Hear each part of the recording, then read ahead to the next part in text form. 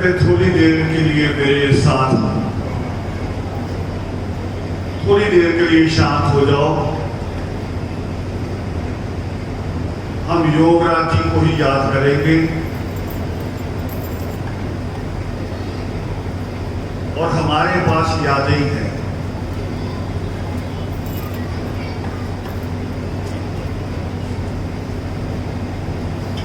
हम लोग आज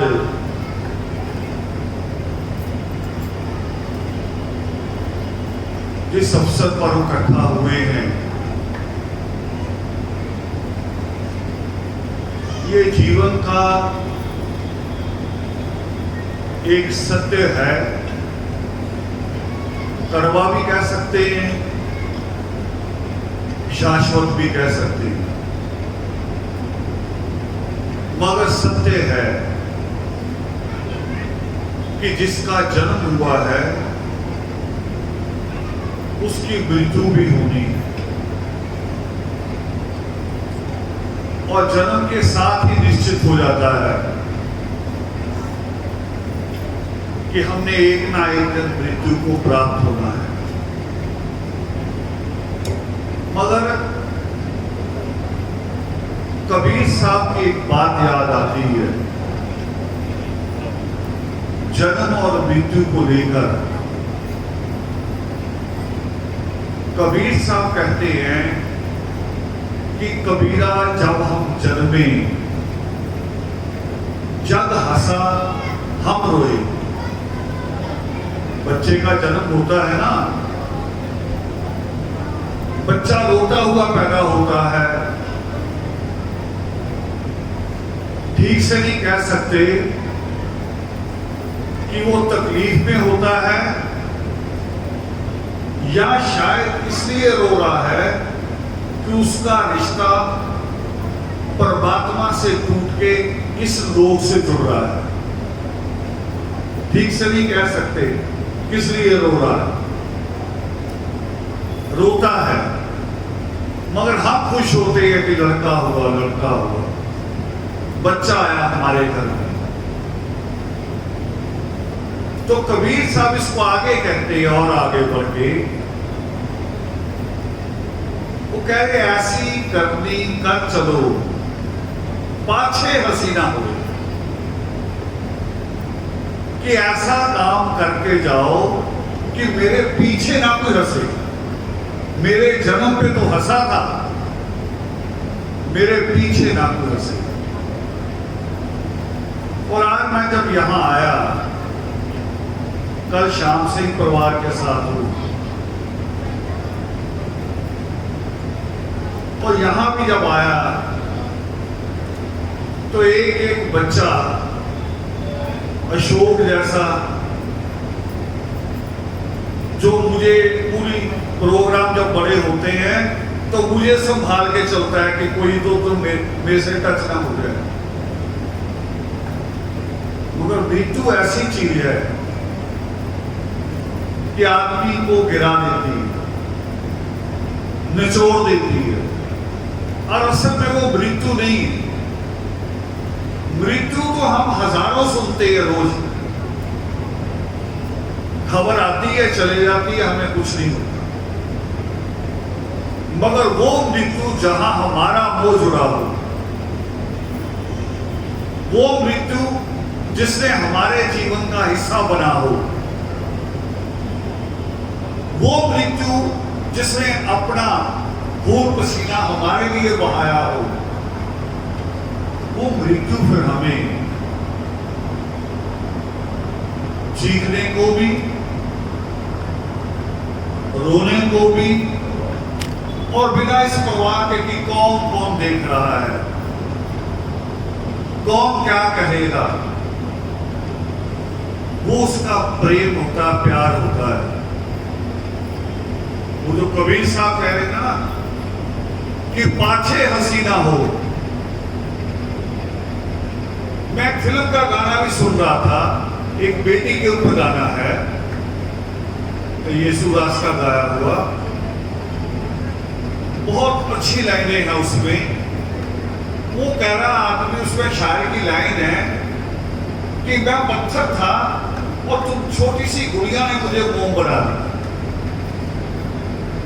मोम किसने बनाया? गुड़िया ने नहीं, उसके प्यार, उसके मोह ने। आज यहां जो हरियाणा से लेके पंजाब तक के लोग शामिल हैं, ये वीर योगराज जी की मेहनत का परिणाम है। मुझे याद है हमारी शुरुआत हिसार से हुई थी हरियाणा में। हरियाणा में जो शुरुआत हुई थी वो हिसार से हुई थी। संगरूर के लोग मुझे लेके आए थे और उस दिन भी कबीर साहब पे बात हुई थी। मुझे याद नहीं कौन सी जगह है वो, नाला चल रहा था, उसकी बगल में दड़ी बिछा दी, हम लोग बैठे बात कर रहे। और इस एरिए में महंत बहुत थे, अब भी होंगे। अब धर्म समाजियों को देख के छुप जाते, पहले नहीं। आपके भी वहां फाजिलका में भी, बठिंडा में भी, सिरसा में भी बड़े महंत भरे हुए थे। और मेरी उस मीटिंग में भी, पहली मीटिंग में महंत आ गए। मैं सिंपल सी जैसे अभी बातें कर रहा हूं, बिल्कुल सादी भाषा, बच्चा भी समझ रहा है और बच्चा बोल भी सकता है लाइन में। वो महंत बीच में उठ के खड़े हुए, 8-10 श्लोक इकट्ठे बोल दिए कबीर साहब के। मैंने तो भी एक श्लोक बोला ना, आधा पूरा, कि कबीरा जब हम जन्मे जग हंसा हम रोए, ऐसी करनी कर चलो पाछे हसीना हो। एक श्लोक है, वो 8-10 बोल दिए। मेरे लिए पहला सामना था ये। और शायद आज से 30-35 साल पीछे की बात कर रहा हूं। मुझे नहीं पता था भी ये क्या चीज है।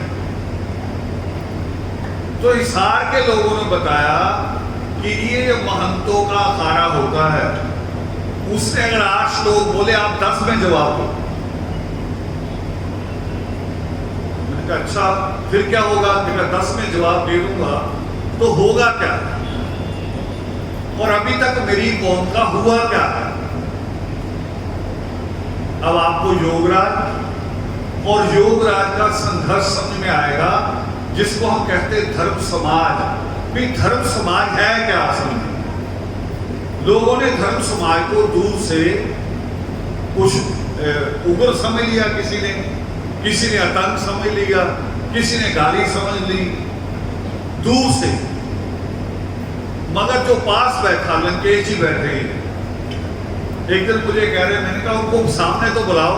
कह रहे नहीं जी, जब आपके सामने आएंगे फिर खत्म हो जाती बात, फिर सवाल ही खत्म हो जाते, सवाल ही नहीं बचता, क्योंकि सवाल ही नकली, सोच ही नकली बनाई हुई है, तो ठहरेंगे कहां? तो मैंने कहा भी अगर 8-10 श्लोकों का जवाब मैं भी दे दूं, उससे लाभ क्या होगा? कौम को क्या लाभ? चलो मैं जीत गया या दूसरा जीत गया, अहंकार बड़ा हो गया, नहीं जीत गए। और जीतने में तो लोग बेवकूफी में भी जीत जाते हैं, पता भी नहीं चलता कि हम अच्छे में जीते कि बुरे में जीते। अब जीत हार की बात बता दो। एक आदमी ने चैलेंज कर दिया दारा सिंह को, और था सिंगल हड्डी आदमी बिल्कुल। लोगों ने कहा मर जाएगा,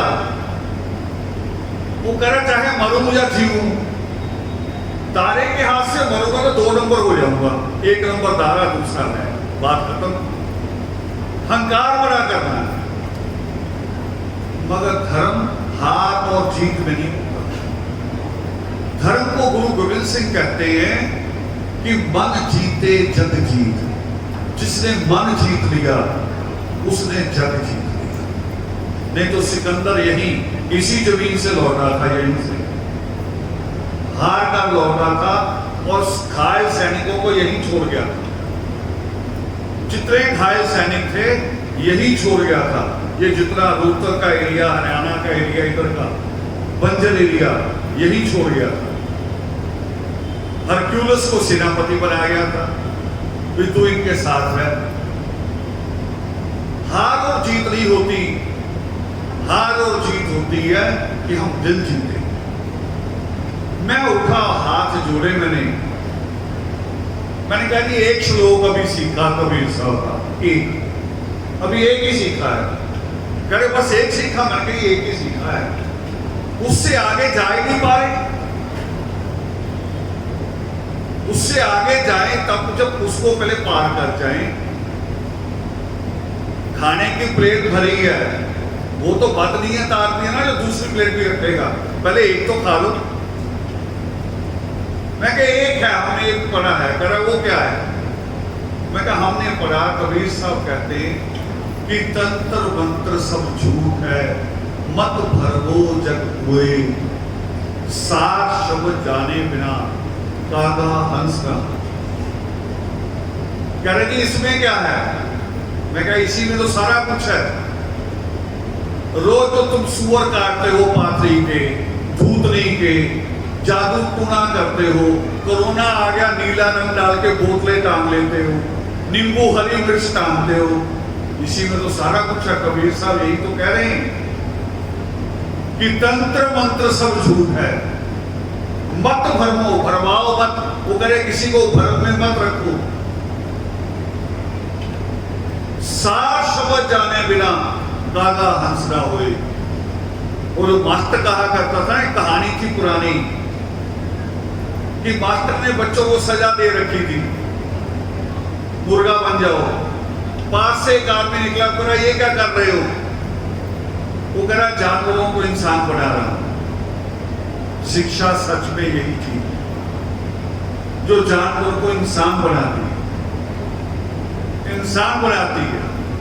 और वो बात कबीर साहब कह रहे हैं, बेटे ले जाओ बाहर से, ओए बाहर ले जाओ।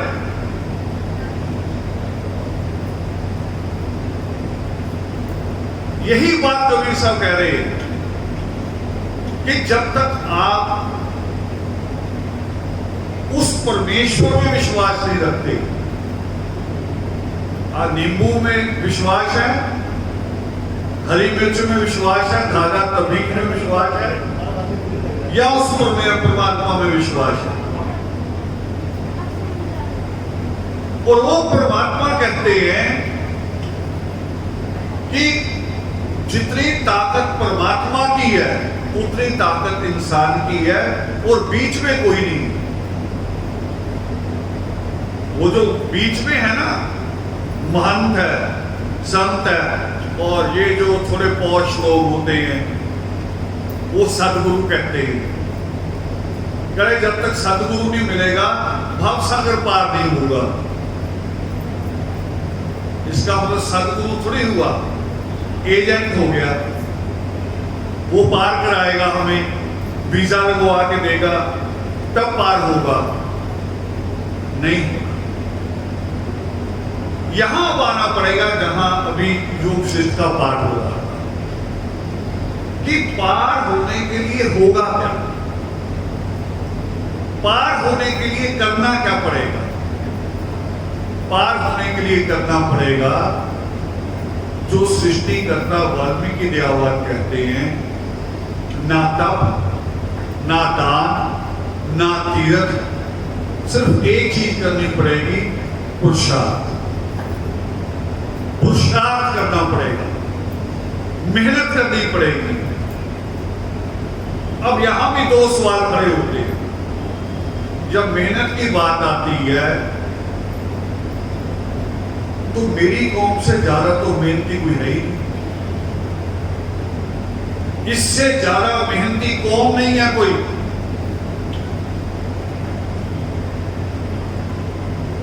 मैं जब जाता हूं ना बॉम्बे और कलकत्ता, तो वहां भी मुझे हरियाणा और यूपी मिलती। इसलिए गए मेहनत के लिए, अपने बच्चे पालने के लिए, मगर सबसे पीछे क्यों है फिर? अगर मेहनत ही सारा कुछ है तो सवाल फिर खड़ा होता है कि हम पीछे क्यों हैं? पीछे इसलिए हैं कि पैसा कमाना आता है, पैसा खर्च करना नहीं आता। पैसा कमाना आता है, पैसा खर्च करना नहीं आता।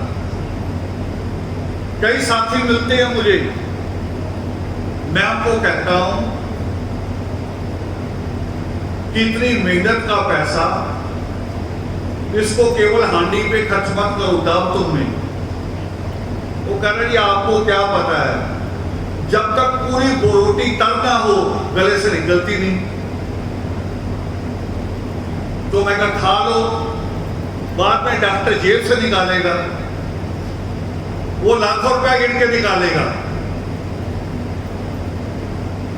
रोटी तो किसान मेहनत करता है, प्याज रख के खा लेता है, तब भी जिंदा है।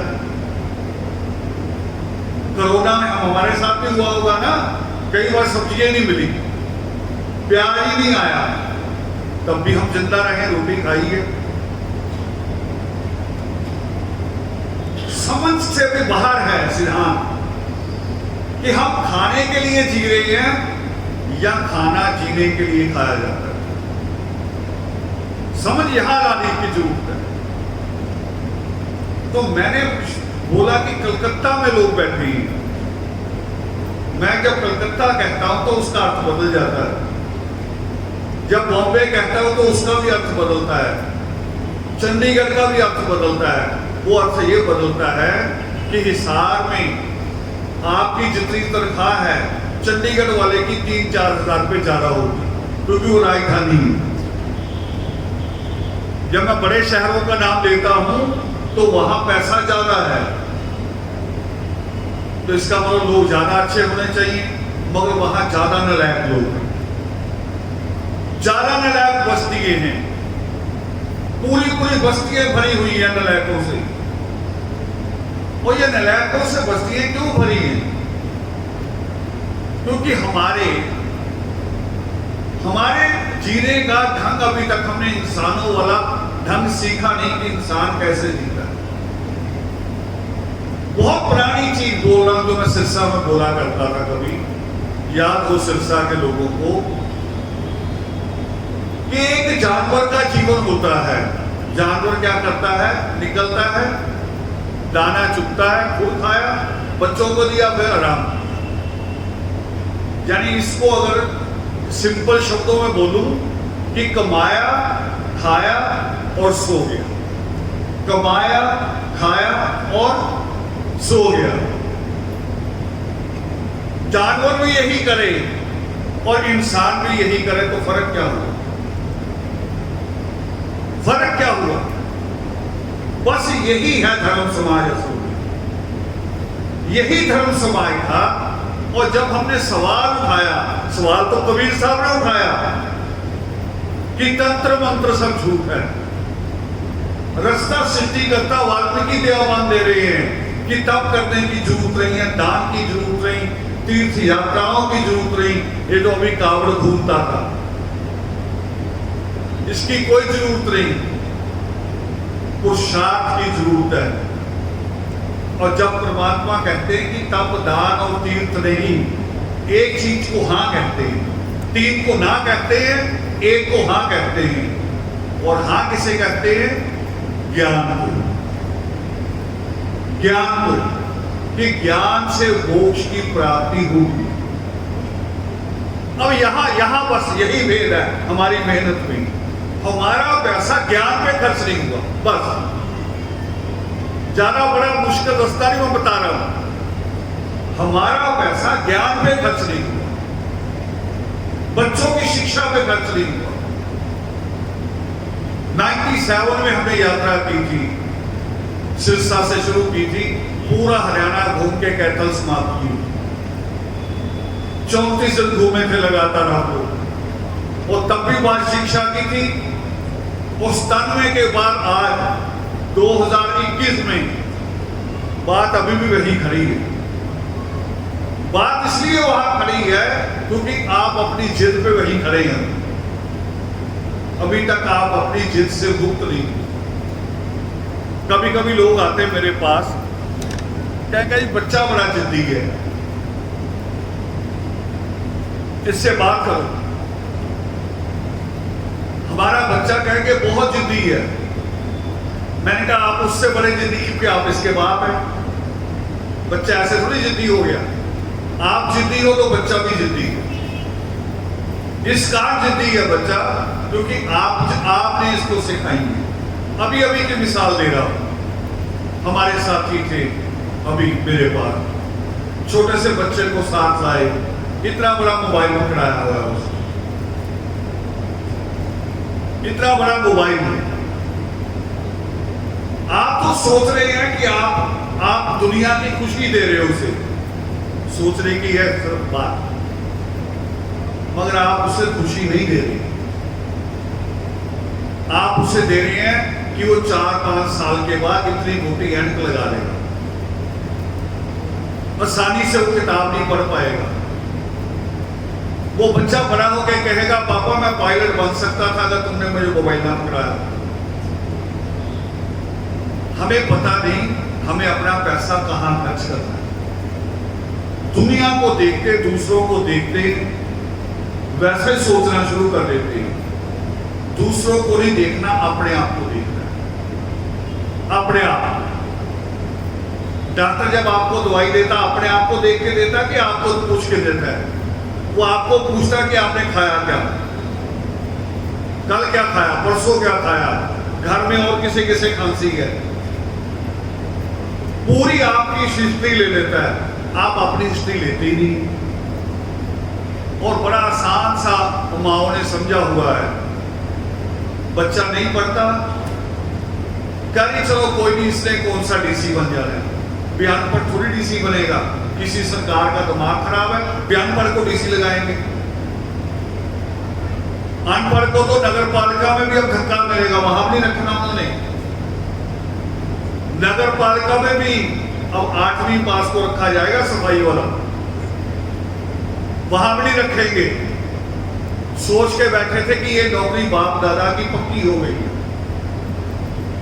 तो ये थोड़ी सी तीखी बातें थी हमारी। इन तीखी बातों का ही बड़ा पात्र था योगराज। सिरसा से हमारे अशोक जी हुआ करते थे, अशोक देवांतर जी। ये सारे वो थे। एक बच्चा अभी कुछ दिन पहले हिसार नहीं खोया, अतिकाय। एक बच्चा रोहतक में खोया गया, कामेश। ये सारे धर्म समाज, इनकी चिंताएं क्या थी? इनकी चिंता अपना आप नहीं है, इनकी चिंता कौन? आप है इनकी चिंता, मगर आप अपनी चिंता आप नहीं। हैरान ये हूं मैं कि कई लोग तो ऐसे भी हैं, अगर डॉक्टर भी मना करे या मैं भी मना करूं भी ये चीज आपके लिए मना है, करेंगे एक गोली और खा लेंगे। तो किसकी चिंता उनको? सोचो, इसको गिनना शुरू करो। वो अपना भी दुश्मन है, अपने बच्चों का भी दुश्मन है, अपनी पत्नी का भी दुश्मन है, और जिस रोती हुई मां को छोड़ के जाएगा उसका भी दुश्मन है। हम अपने जो क्या कहते हैं उसको, शौक, अपने शौक के हम गुलाम हैं। जो बेड़ियां हमें नजर नहीं आती, हम उन छोटी छोटी चीजों के गुलाम हैं। धर्म समाज ने यही शुरुआत की थी। और जब धर्म समाज की स्टडी की बाहर वाले लोगों ने, आपके दोस्त मित्र होते हैं, वो भी आते हैं, देखते भी ये क्या चीज है, धर्म समाज क्या चीज है। बाहर के लोगों ने स्टडी की तो कोलंबिया यूनिवर्सिटी के एक स्कॉलर ने भी की, जॉय ली ने। लंदन यूनिवर्सिटी के प्रोफेसर बीना ढांडा ने भी स्टडी की कि ये है क्या, धर्म समाज क्या है, ये जो आदर्श इतना बड़ा आंदोलन क्या है। बड़ी बड़ी किताबें उनकी यूनिवर्सिटी में पढ़ाई जा रही हैं। आप लोगों के नाम भी होंगे, आपको नहीं पता उसमें। उन्होंने स्टडी की, आपकी पता किया ये है क्या, मगर एक लाइन उन्होंने सबसे बढ़िया लिखी हमारे लिए कि ये दुनिया का पहला आंदोलन है जो अपनी गलतियां खुद निकालना है। नहीं तो कौन क्या करते हैं, सरकार का मुर्दाबाद, पार्टियों का मुर्दाबाद। हम पहले अपने आप को दुरुस्त कर रहे हैं कि हम अपने आप को कुछ बना के चलते। हर बार पार्टियों से उम्मीद करें चौटाला आएगा कुछ करेगा, हुड्डा आएगा कुछ करेगा, और अभी कौन है वो खट्टर कुछ करेगा। वो क्यों करेगा, क्यों करेगा? ये जो माएं बैठी हैं जिनके चेहरे पे ना शादी वाले दिन भी रौनक नहीं होती, जिस माँ की बेटी की शादी होती है ना, वो शादी वाले दिन भी घबराई घबराई घूमती है भी जितना पैसा है इतने में सारा कुछ हो जाएगा। रिश्तेदारों से डरी हुई होती है कि कोई रिश्तेदार नाराज ना हो जाए। तो ये जो माँ जिसके चेहरे पे शादी वाले दिन भी रौनक नहीं होती, ये हुड्डा की माँ है, चौटाले की माँ है, ये हमारी माँ बेटी है। तो इनकी चिंता कौन करे? इनकी चिंता भी हम ही करें। मेरी एक किताब, उसमें एक लाइन आ गई अचानक, सुनी थी बचपन में, मैंने बचपन में सुनी थी, याद आ गई। कहानी लिखते लिखते मैंने अब किताब में लिखा है। एक आदमी सुबह सुबह हमारा दरवाजा खटखटा रहा, हम में से किसी का भी मान लो, हम सब एक से, सुबह 6:30-7 बजे दरवाजा खटखटा रहा है, आवाज दे रहा, उंगली, हमारी माँ या दादी। वो बाहर निकल के आई, हाँ जी, यार तू काम पे नहीं आई, सुबह 6:30-7 बजे तू काम पे नहीं आई, गंदगी फैली हुई, कीड़े चल गए हैं, हम कैसे जाएंगे फ्रेश होने? तो माँ जवाब दे रही है, सोच रहा है सब इस लाइन को, वो कह रही बच्चों को रोटी पका लो, और वो आदमी क्या करा, कह रहा रोटी छोड़ डंडी उठा। ये मेरी लाइन है, मेरी किताब में लाइन है, और मैंने बचपन में सुनी थी और मैंने वैसे ही लिख दी। पहले पर्दा डाल के लिखता था, फिर मुझे लगा आप जो नए आ गए ना फनी पेंटो वाले, थोड़े से बाल खड़े वाले, इनको शायद पता नहीं हम कहां से हैं, इनको पता नहीं इनके पास जो भाई है वो किस कमाई की, और वो कमाई भी बंद हो रही है। ये धर्म समाज है। अब धर्म समाज का रूप और बदला, जैसे जैसे हम आगे बढ़े हमें लगा, जो मैंने कहा कि एक शुरुआत थी सार के, वो दरी बिछा के नाले के किनारे हुई, और वो लंबा चला संघर्ष। यहीं से हिसार से ही हम सिरसा तक गए, यहां से हिसार से ही हम भिवानी तक गए, ये केंद्र था उस वक्त, यहीं से सारी मूवमेंट चल रही थी, और यहीं से धर्म समाज फाजिलका तक चला गए हम। मगर जब हमें लगा कि अब दरी बिछा के वाली मूवमेंट से थोड़ा आगे जाने की जरूरत है, जैसे स्कूल होता है ना 8वीं का, फिर 10वीं का अलग, +2 का अलग, फिर कॉलेज, धर्म समाज की स्टेजें बदल रही हैं। फिर हमने साइकिल रैलियां शुरू की कि अब एक मीटिंग से काम नहीं चलेगा, एक ही दिन में ऐसे चक्कर काटे कि 10 मीटिंग एक दिन में हो जाए, क्योंकि कौम ज्यादा है, जीवन कम है। जीवन कितना होता है? ज्यादा से ज्यादा कोई कहेगा ना 100 साल जी लूं, 100 साल, तो दिन कितने बने? 36,500, 36,500। और भारत के गांव कितने हैं? 1,77,000 गांव है भारत में। जीवन के दिन कितने हैं? 36,500, और भारत के गांव हैं 2.25 लाख। कर सकते हैं कवर? हमने स्पीड बनाई कि परमात्मा ने जब कहा कि पुरुषार्थ है तो पुरुषार्थ करेंगे, और आगे बढ़ेंगे। और अब धर्म समाज का नया रूप है, जिसको शिक्षा सेमिनार भी कहते हैं। आगे आगे हम जब हमें लगा कि लोगों ने हमारी बात सुनी, बच्चों को स्कूल भेजना शुरू किया, हमें आगे लगा अब हमारा दायित्व है कि बच्चा पढ़े क्या, ये प्रबंध भी हमें ही करना है। ये बाहर से कोई गाइड नहीं करेगा, बाहर वाला तो खराब करेगा। हमारी एक बेटी, उसने इतने नंबर लिए, पंजाब का एक बड़ी प्रसिद्ध जगह है कादिया, बहुत मशहूर जगह, ऐतिहासिक जगह है, मुसलमानों का एक संप्रदाय वहां से चलता है, उसका मुख्यालय है। उस बेटी ने इतने नंबर लिए कि अखबार में फोटो छपी उसकी। अब हिसाब लगाओ, इसका मतलब वहां की टॉपर हो। मगर टीचरों ने क्या किया उसका, जब वो टीचरों के पास गई कि मुझे आगे क्या करना चाहिए, जो बच्ची डॉक्टर हो सकती थी, जो इंजीनियर हो सकती थी, उसको होम साइंस दिला दी। आलू काटना, प्याज काटना, पर्दे टांगना, उसको ये दे दिया। उसका मुकाबला कि हमारे अपने टीचर हमारे अपने बच्चों को गाइड करें, उसके लिए सेमिनार शुरू किए। ये है धर्म समाज। धर्म समाज गाली देने वाला कभी नहीं रहा। हाँ, धर्म समाज ने गाली खाई है, पलट के गाली नहीं दी, पता कि हमारा अपना ही है, दे लेने दो, कर लेने दो। सख्त बातें हैं, सख्त इतनी है कि हमारी दादी हमारे पीछे बेलन लेके भागा करती थी कि देवी देवताओं की बात करते हैं। हम कहते थे कि एक ईश्वर है, एक इंसान, बाकी कोई कुछ नहीं। परमात्मा में यही कहते हैं।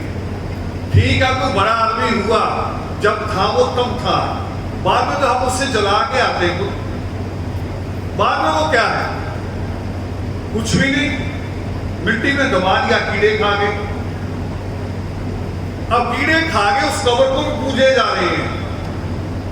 ब्रेक लगती है गाड़ियों की, कह रहे यहाँ फलानी 9 गजा पीर है, तेल चढ़ा के जाएंगे, रास्ते में मेरी ना रक्षा करेगा। मैं कहा रोड पे तेल गिराओ तो रक्षा होगी नहीं, ब्रेक नहीं लगे। तुम बेचारे पीर पे तेल चढ़ाए जा रहे हो। पीर पे तेल मत चढ़ाओ, यहां डालो दिमाग में, इसको तेल करो, दिमाग दुरुस्त करो। अपने दिमाग खराब कर रखे हैं, पैसा खर्च कर रहे हैं शादियों पे, दिखावे पे। और ये बहकता होता बहकना, कभी टीवी से बहकते हैं, कभी देखा देखी में। मेरे अभी 2 साथी, ये नहीं कि अनपढ़ आदमी गलती करता है, बहुत पढ़े लिखे मेरे साथी अभी मुझे मिले लखनऊ में, कह रहे एक शादी में चंडीगढ़ आए थे। फिर मैंने कहा क्या हुआ, कह रहे उस शादी ने इतना खुश किया कि हमारा बच्चा बड़ा होगा, हमने भी वैसे ही कर दी है। मैं जल्दी समझ गया, मैं कहा उस शादी का बजट बता दो। कह रहे 35-40 लाख होगा, सिर्फ प्रबंध का, लेन देन नहीं पता उनको बेचारा। लेन देन क्या हुआ ये नहीं पता, जो खर्चा नजर आया पैलेस का, खाने पीने का, डेकोरेशन का, वो 40 से के करीब था, 40 लाख। तो मैंने कहा तुमसे ज्यादा बेवकूफ कौन हो सकता है? तुम 40 लाख लोगों को खिला के भेजोगे और शादी का खाना खा के पता लोग क्या करते हैं? गेट भी पार नहीं करते, कहते गंदे डकार आ रहे हैं। यार इतना महंगा खाना, डकार तो अच्छा मारो। और जब दाल रोटी घर खाते हैं तब कभी गंदा डकार आता है? दाल रोटी खा के आया कभी? आलू गोभी खा के गंदा डकार आया कभी? शादियों के खाने में आता है जो खाना महंगा है। तो मैंने कहा तुम 40 लाख इसलिए खिलाओगे लोगों को क्यों गंदा डकार मारे? 40 लाख इसलिए खर्च नहीं कर सकते कि बच्चों के लिए हॉस्टल खोल दो, कोई लाइब्रेरी बना दो, जिन बच्चों के पास साधन नहीं है उनको साधन मिल जाए, इसके लिए खर्च कर दो। तुम 40 लाख सिर्फ रोटी पे खर्च कर दोगे। ये हमारी पूरी कौम की मानसिकता है, पूरी कौम की। इससे मुक्त होने की जरूरत है। और ये कोई राजनीतिक पार्टी थोड़ी बनाएगी आके। आप जो सोचते रहते हैं ना पार्टी बदलेगी, सरकार बदलेगी, सरकार थोड़ी आके कहेगी कोई। सरकार तो चाहती है कि तुम मूर्ख रहो, मूर्ख रहोगे तभी तो सीवर में उतरोगे जिंदा। अगर मूर्ख रहोगे, समझदार हो जाएगा तो सीवर में जिंदा कैसे उतरेगा? वो नहीं उतरेगा। ये आंदोलन है धर्म समाज का, जिस आंदोलन को पूरा जीवन योगराज जी ने, योगराज जी के बाकी सारे साथी, पूरन जी, सुंदर जी, बहुत सारे साथी यहाँ बैठे, सुशील जी, सारे जितने भी, और अब तो उनकी नई बच्चे आ गए। अब तो उनके, मुझे पिछली मीटिंग में उन्होंने कहा भी कि अब तो ये बच्चे संभालेंगे। जिन साथियों ने सब इस आंदोलन को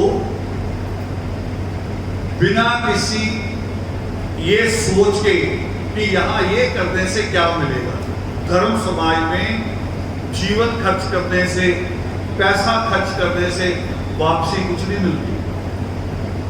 सुकून मिलता है कि अगर एक परिवार भी आपने सुधार दिया तो आपके चेहरे पे सुकून रहेगा कि हमने एक परिवार को सही रास्ते पे डाला। बस सिर्फ सुकून मिलता है। तो ये था वो आंदोलन। और अंतिम बात मैंने कहनी है, क्योंकि मृत्यु का समय है, बहुत सारे वहम लोग जोड़ देंगे।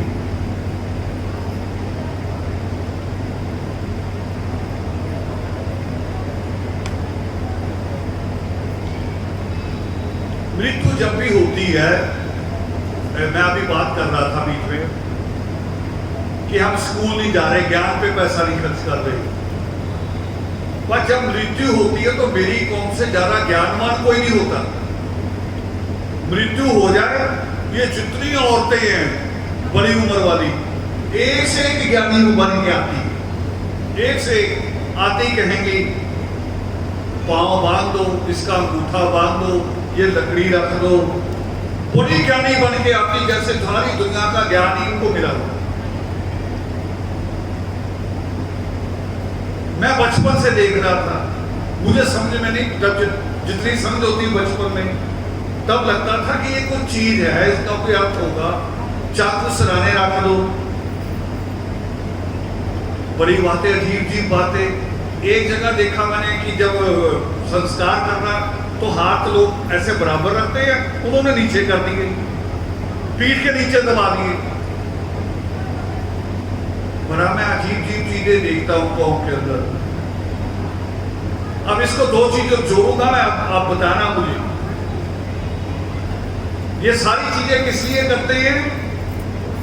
बहुत गंदी, बहुत ही गंदी सोच है।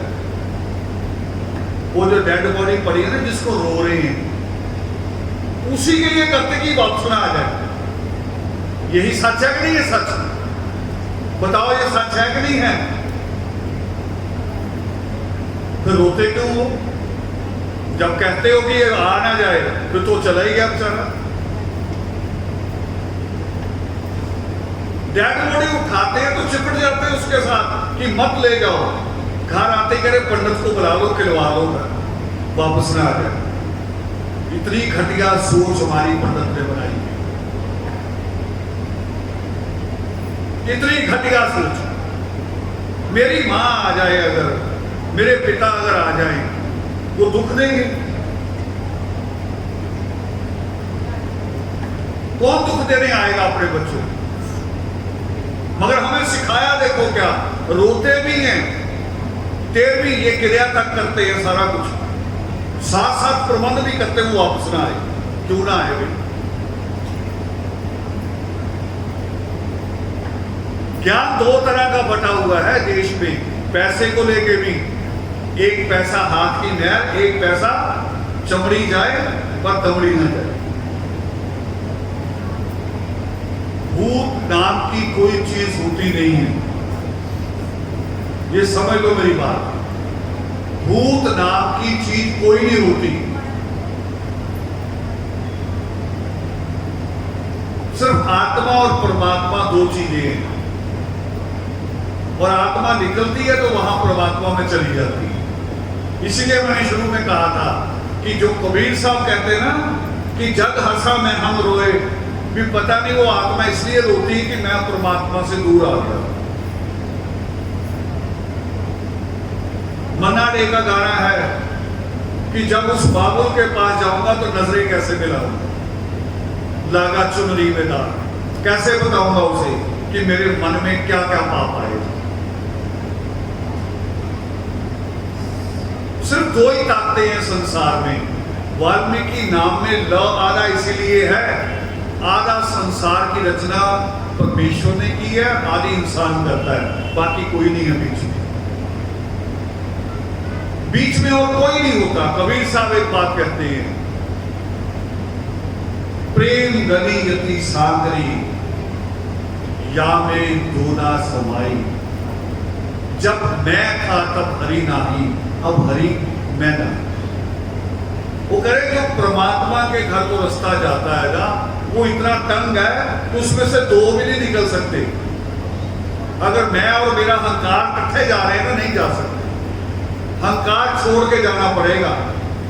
तो तीसरा अगर गुरु भी बीच में खड़ा कर ले कि जी बाबा भी साथ जाएगा, महंत भी जाएगा, महंत तो बेचारा नरक को जाता है। जितने महंत का देख लो आप, नजर मार लो, दौड़ा लो महंतों के घरों के ऊपर, वो यहां भी नरक में जी रहे होते हैं और वहां भी नरक में जीते, क्योंकि जो उसके नाम पे धोखा करेगा वो नरक में जिए। वो परमेश्वर कहता कोई ताकत नहीं है, और उसकी इंसान ही ताकत है। हम रखते हैं दूसरे के सिर पे हाथ, पर इसमें ताकत नहीं होती। ये तो प्यार है, अदब है, एक दूसरे को गले मिलना है। नहीं तो ताकत किसके हाथ में होती है? डॉक्टर की। जो 17 साल पढ़ता है डॉक्टरी, फिर उसके हाथ में ताकत आती है, वो दवाई लिखता है। ताकत आती है इंजीनियर के हाथ में, ताकत होती है वकील के हाथ में, जो 20 साल पढ़ाई करता है और फिर जिस धारा को लिखता है वो धारा सजा दिला देती है। और तो वो ये ताकत कहां से आती है? ये ताकत आएगी शिक्षा से, पढ़ाई से। तो हमारी अपील है, धर्म सभा शुरू से यही कहता रहा कि मकान बने या ना बने, सादी रोटी खा लो, कपड़ा चाहे 2 साल 4 साल ना नया खरीद पाओ, 2-4 साल कपड़ा चल जाता है, मगर अपना पैसा बच्चों की शिक्षा पे लगाओ। कहेंगे नहीं कि पैसा है नहीं शिक्षा के लिए। और मैं कहूँ जी, अभी अभी मुझे ना मैं आया हूँ दिल्ली से, लखनऊ से, और एक बड़ा अच्छा घर देख के आया हूँ आपके लड़के के लिए। उसी वक्त तैयार हो जाएंगे शादी के लिए। मैं कहूँगा यार, तो अभी तो आप थोड़ी देर पहले कह रहे थे पैसे नहीं है। नहीं, शादी के तो है, वो तो हमने रखे हैं, 2-4 लाख बर्बाद करने के लिए तो रखा है, जेवर भी बना के रखे हैं। मगर लड़के का जीवन आबाद हो जाए, लड़की का जीवन आबाद हो जाए, वो पैसे नहीं। यानी मैं अगर इसे ऐसे कहूं, आप बुरा मान सकते हैं, जैसे ना हम बदला लेते हैं अपने बच्चों से कि मैंने नरक ढोया है, मैंने पोछे लगाए हैं, मैं तुम्हें भी पढ़ने नहीं दूंगा, तेरे से भी पोछे लगवाऊं।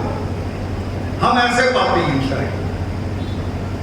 नहीं तो जो जेवर रखा करते हैं हम, वो जेवर अगर आज एक बच्ची को नर्सिंग कराने के लिए 60,000 से 1 लाख रुपए खर्च होता है।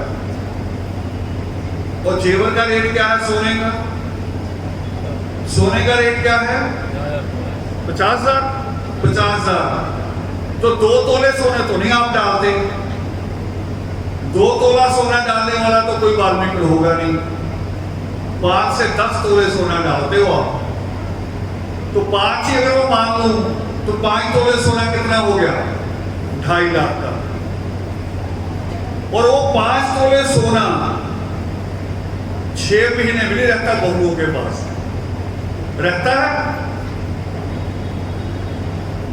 या तो सास ससुर ले लेते हैं या ज्वारी शराबी पति ले लेता है, और उसको डिग्री दिला के भेजे तो ले लेगा। ये है धर्म समाज असली, जिसको लोग समझ नहीं रहे कि धर्म समाज क्या कर रहा है। कह रहे गाली दे रहा, गाली दे रहा, गाली नहीं दे रहा धर्म समाज, गाली से बाहर निकाल रहा है, बाहर निकाल रहे हम गाली से। गाली तो हम हैं बने हुए, हमारे नाम पे गाली है कि नहीं है? चूड़ा चमार कह के गाली दी जाती है, हम तो गाली बने हुए हैं, गाली सब बाहर निकालना चाहते हैं। बड़ी बड़ी बस्तियां हैं अमृतसर में, लुधियाना में, शाम को उल्टे टेढ़े मोटरसाइकिल लेके निकलते हैं और दुकानदार को धक्का मार के बड़ा खुश होते हैं, वो बनियान से छुट जाता है। अरे देखा, देखते गए सिर झुका लेता है। मैं कहा तुम्हें ये नहीं पता भी नहीं कि घर में हमारी माँ और बेटी जाती काम करते हैं, सिर किसका झुका हुआ असल में, ये सोच के देख। ये उल्टा टेढ़ा मोटरसाइकिल तेरा कुछ नहीं करेगा। ये है धर्म समाज, ये है योगराज अशोक देवात्तर की तपस्या, उनके सपने जो वो चाहते थे,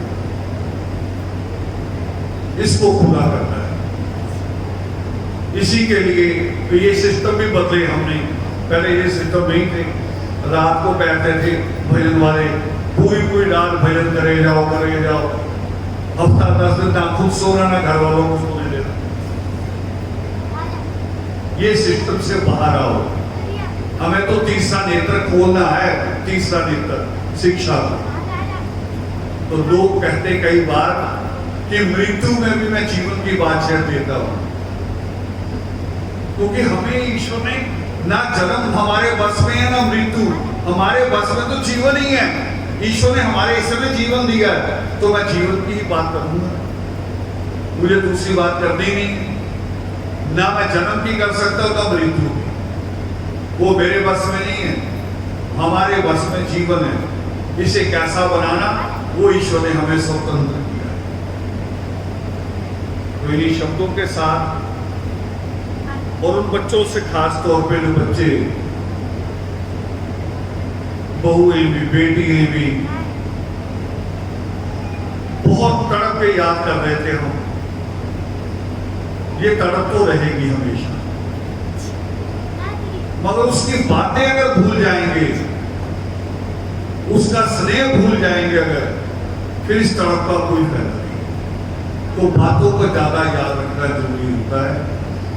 इन्हीं शब्दों के साथ, इसी प्रार्थना के साथ कि आप हमारी भी, योगराज की, हमारे साथियों की, सबकी, उनकी इस तड़प को आप याद रखोगे कि किस तड़प के लिए धर्म समाज के लोग साइकिलें उठा के, गाड़ियां उठा के एक शहर से दूसरे शहर चले जाते हैं। कोई किराया थोड़ी देता, पॉलिटिकल पार्टियों की रैली थोड़ी होती हमारी जो तेल मिलेगा, अपनी जेब से पैसा खर्च करते हैं। तो ये आंदोलन है, एक त्याग है, और ऐसे साथी भी हैं, सुरेंद्र जी बैठे हैं फतेहाबाद से, जो जीवन में सेटल भी नहीं हुए, अच्छी सर्विस तक पहुंच नहीं पाए, तब भी मिशन से नहीं भटके कभी। लंबा जीवन लगा, संघर्ष हुआ, मगर अपना जो ईमान है, कल मुन्ना लाल जी के पास बैठे यही बात हो रही थी कि मौका प्रस्त नहीं होने चाहिए, लोग धर्म प्रस्त होने चाहिए, मौका प्रस्त नहीं होने चाहिए। तो जो लोग मौका प्रस्त है, उन्हीं के कारण हम डूब रहे हैं, जो आज यहाँ कल वहाँ, उनके बार बार उनके यकीन बदलते हैं, विश्वास बदलते हैं, जगह जगह कभी सिर झुकाते हैं, आज वहां सिर झुका रहे, कल वही गाली देते हैं। तो ये विश्वास नहीं होना चाहिए। हमारा विश्वास होना चाहिए जो नित्रेम में आया। नित्रेम में क्या कहते हैं? एक है एक ही नाम उचारूं, वाल्मीकि थोड़ा जोर से बोल दो। रसना से पुरा दो, एक है एक ही नाम उचारू, वाल्मीकि रसना से पुरा दो। हमारा विश्वास रखता हूं। जय हो। हाँ जी।